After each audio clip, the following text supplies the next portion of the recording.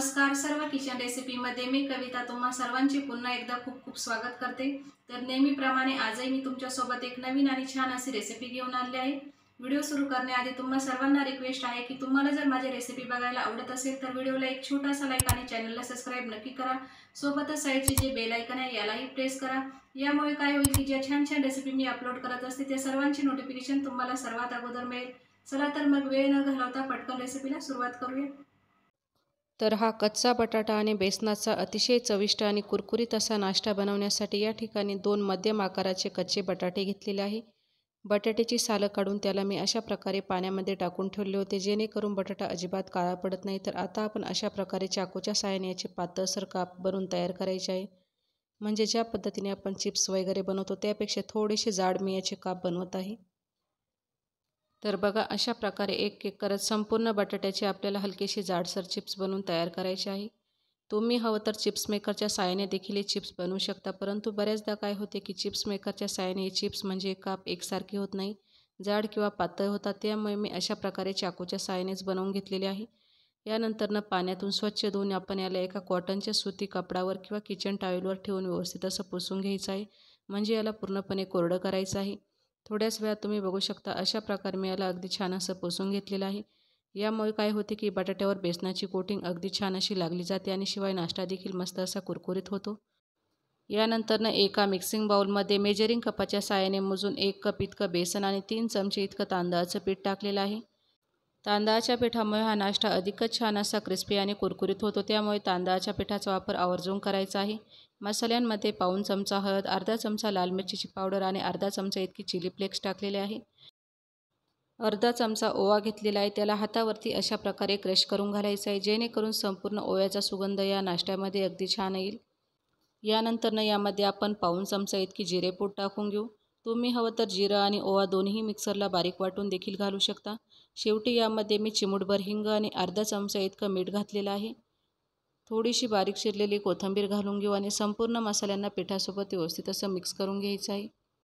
तर बघा संपूर्ण मसाले यामध्ये टाकून झाले आहे। तर आता आपण यामध्ये थोडं थोडं पाणी घालत या बेसनाला व्यवस्थित असं मिक्स करून घ्यायचं आहे, म्हणजेच आपल्याला याचं घट्टसर बॅटर बनवून तयार करायचं आहे। बेसन आहे त्यामुळे यामध्ये गाठी वगैरे ताबडतोब होतात। एकदाच पाणी न घालता अगदी थोडं थोडं आपण पाणी यामध्ये घालणार आहोत।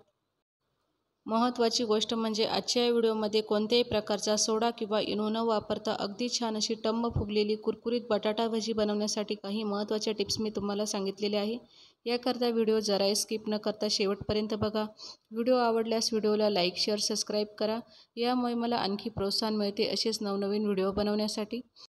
थोड्याच वेळात तुम्ही बघू शकता अगदी छान असं घट्टसर बॅटर या ठिकाणी तयार झालं आहे आणि चमच्याच्या बॅक साईडने अगदी सहजासहजी कोटिंग देखील लागली जात आहे। याचा अर्थ आपण जे बॅटर बनवलेले आहे ते अगदी परफेक्ट आहे। तर आता यामध्ये सोडा वगैरे न घालता किंवा याला साईडला झाकून न ठेवता ताबडतोब भजी बनवण्यास सुरुवात करायची आहे। याकरता गॅसवरती कढाईमध्ये तेल अगोदरच गरम होण्यासाठी ठेवलेले होते। तेल अगदी छान असं कडकडीत गरम झाले की ताबडतोब आपण बटाट्याचे काप घेऊन बेसनामध्ये व्यवस्थितपणे डीप करून घ्यायचे आहे, म्हणजे दोन्ही साईडने बेसन व्यवस्थितपणे कोट झाले की हलक्या हाताने आपण तेलामध्ये अलगद सोडायचे आहे। तर बघा अशा प्रकारे एक एक करत मी काही भजी तेलामध्ये सोडून घेतलेली आहे। सुरुवातीला गॅसची फ्लेम ही अगदी हाय करून तेलाला छान असं कडकडीत गरम करून घ्यायचं आहे आणि जेव्हा आपण भजी किंवा नाश्ता तेलामध्ये फ्राय होण्यासाठी सोडतो तर तेव्हा गॅसची फ्लेम ही आपल्याला मध्यम ठेवायची आहे आणि मध्यम फ्लेमवरती साधारणतः 4 ते 5 मिनिटांपर्यंत दोन्ही साईडने अगदी छान असं क्रिस्पी आणि कुरकुरीत होईपर्यंत या भज्यांना फ्राय करून घ्यायचं आहे।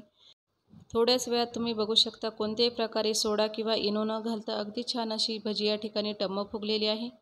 सोडा किंवा इनो न घालता टम्म फुगलेली कुरकुरीत भजी बनवण्याकरता आणखी एक महत्त्वाची टिप्स मी तुम्हाला सांगत आहे, म्हणजे जेव्हा आपण बेसनाचे बॅटर किंवा घोल बनवतो तर त्याला साधारणतः सतत चालवत एका डायरेक्शनमध्ये 2 ते 3 मिनिटांपर्यंत फेटून घ्यायचं आहे। यामुळे काय होते की बॅटरमध्ये छान अशी हवा भरली जाते, शिवाय बॅटर मस्त असं हलकं फुलकं आणि फ्लफी तयार होतं आणि यामुळेच आपली भजी जी आहे मस्त अशी टम्म फुगलेली आणि कुरकुरीत या ठिकाणी तयार झाली आहे। तर आता आपण सेम प्रोसेसने उरलेला नाश्ता देखील अशा पद्धतीने फ्राय करून तयार करायचा आहे। पावसाळा सुरू झाला की गरम गरम चहासोबत काहीतरी चटपटीत आणि कुरकुरीत असे पदार्थ खावेसे वाटतात। तर अशावेळी कोणत्याही प्रकारची पूर्वतयारी न करता किचनमध्ये उपलब्ध असलेल्या बेसिक गोष्टींचा वापर करून अवघ्या 10 मिनिटांमध्ये तयार होणारा हा बटाटा आणि बेसनाचा कुरकुरीत नाश्ता तुम्ही संपूर्ण कुटुंबासाठी बनवू शकता। किंवा अचानक घरामध्ये पाहुणे आले तर गरम गरम चहासोबत देखील तुम्ही ही रेसिपी बनवू शकता. खूप साधा सोपा अतिशय चविष्ट आणि कुरकुरीत असा नाश्त्याचा पदार्थ आहे. तर ही रेसिपी तुम्ही घरी नक्की ट्राय करा. रेसिपी कशी वाटली मला कमेंट बॉक्समध्ये सांगा. सोबतच अशा नवनवीन अचूक आणि प्रमाणबद्ध रेसिपी बघण्यासाठी सर्व किचन रेसिपी आपल्या चॅनलला यूट्यूबवरती सबस्क्राईब करा. चला तर मग पुन्हा भेटूया अशाच एका छानशा रेसिपीसोबत.